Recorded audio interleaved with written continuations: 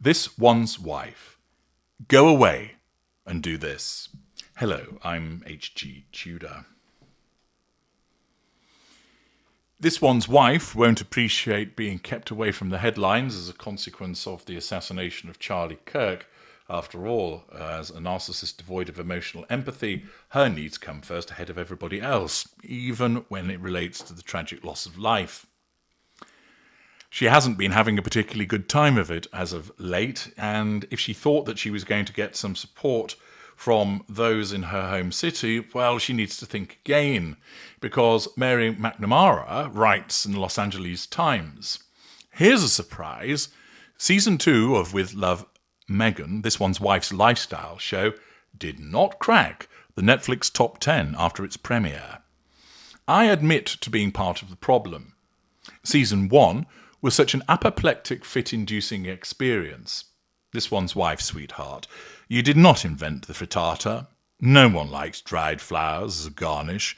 And don't come at moms who put sugary snacks in birthday party gift bags while handing a bunch of 5-year-olds some pointy-ass miniature gardening tools instead. That I could barely watch the first 2 episodes of Season 2.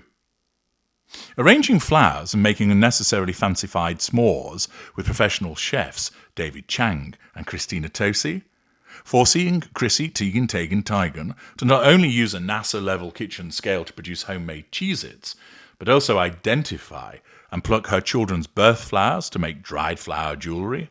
Hard pass, and no, I cannot name my children's birth flowers. The wealth disparity in this country is pernicious and obvious enough without having to watch This One's Wife measure flour in a $498 Eileen Fisher baby blue sweater as she tells a brand of super futzy homemaking. Of course we all want to make our own rose water that no actual mother with or without a job outside the home could ever sustain.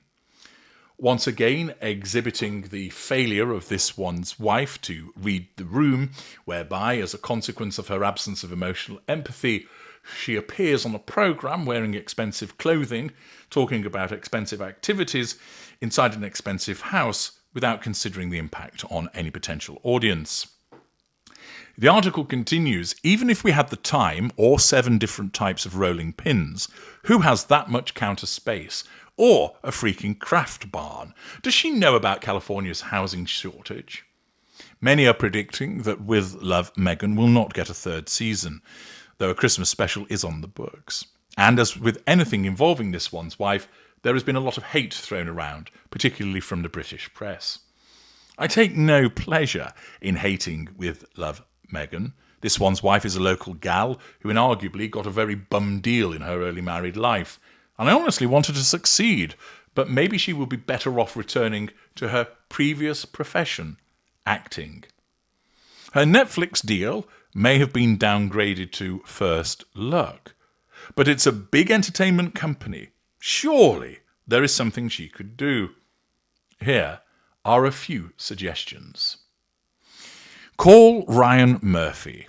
He knows what it's like to have a slow start with the streamer, and I can't imagine he would turn down the chance to have the Duchess of Sussex appear in one of his many franchises. I would definitely watch This One's Wife face off with Niecy Nash should Grotesquerie get a season 2. Horror is chic right now. Call Shonda Rhimes. This One's Wife would fit right into Bridgerton.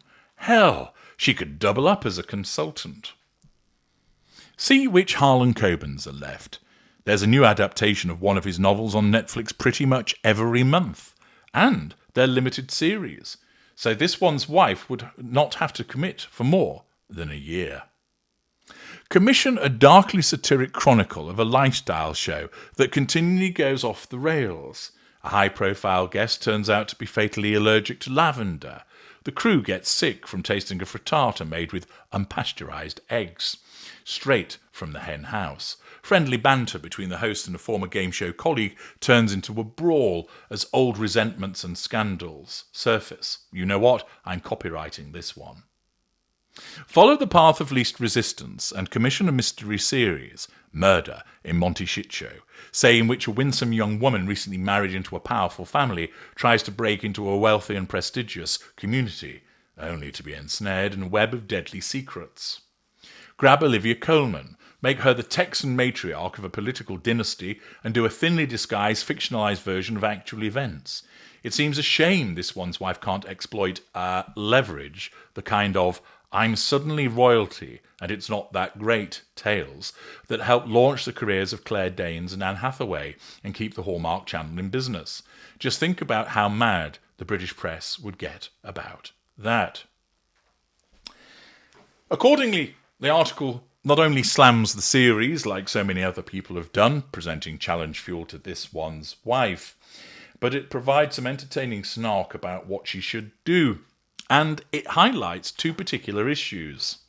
The first is basically saying to this one's wife, you failed at everything you've turned your hand to. You're rubbish at writing, you're hopeless at content creation, you're a boring speaker, you're a terrible podcaster, you don't have any idea of how to run a business, you don't have any philanthropic bones in your body, you're not entertaining, you need to go back to acting. This one's wife left that behind because she thought she was too good for it. Yet, those who've had the misfortune to watch her in anything know that she was mediocre, and that perhaps is being generous. In fact, the more that you look at her in terms of her acting, particularly in Suits, you see that actually she was pretty piss poor. The fact is, being told to go back to acting is something that she would not contemplate, because in her mind, that's a failure. And indeed, she's right, because she's just going back to the world from whence she came, and it'd also be debatable whether anybody would actually take her. But secondly, and entertainingly, this author makes a very valid point. Namely, there are certain things that she has experienced which, if she had actual talent and imagination, she could craft into something that people would actually watch. Whereby, it's often been said about her cookery show that, is it actually a satire? Of course, we know it isn't, because she takes herself so very seriously.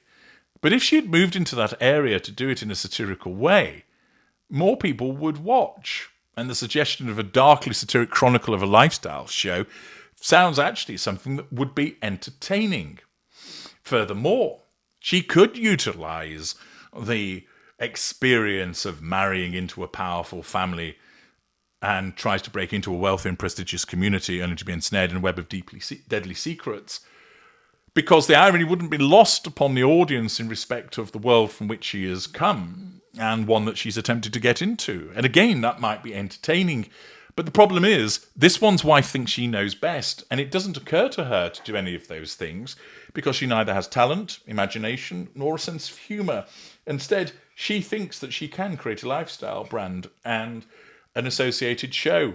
And it's been demonstrated that she can't, and that nobody really takes it seriously, and it's boring and it's rubbish.